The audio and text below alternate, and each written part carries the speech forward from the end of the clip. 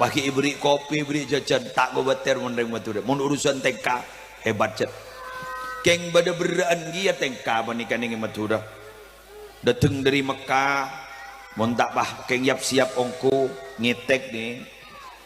Ring sejarah banyak, pah boleh pah pakai beda kodu ngah, lajuan banyak ring sejarah.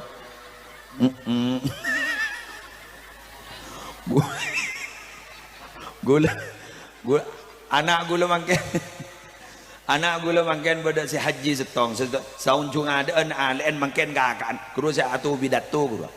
mangkata ke Mekah pah ngitek tu abdina berangkat tahun mangken ba arapang derem sejaraan ba pejan kok maksud apa engkau ngomong maki ke masyarakat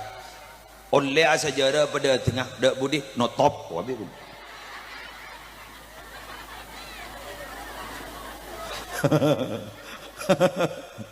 apa mon bahe torot nih kan wali sandrin bae berapa ibu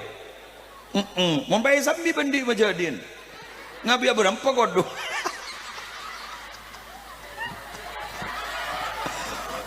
aduh lah tak lako pak berarti kan ongguan sakalangkong engkau lemare kuda toga cibini mencilake pangoda ni ka mata mo jay bunyak ni pador man ni ka kudu kita mele anu kita mele leti pandai tangon la toto pasakade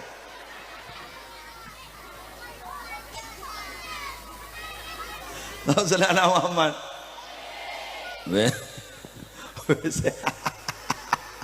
ngocah makanya contoh boleh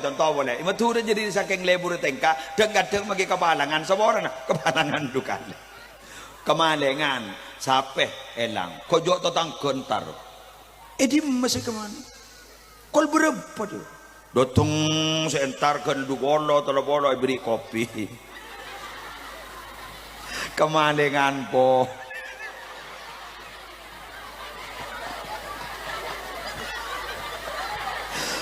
anak kok gak sepor nih kayak ngongguan gak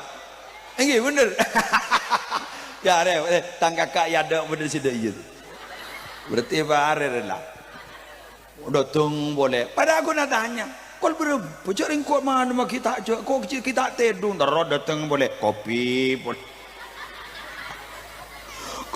boleh ya Allah salah keelang nabi kopi pak gilu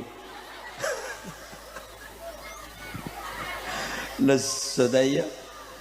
kita bejareng lah anu la tradisi itu beda remah kimpon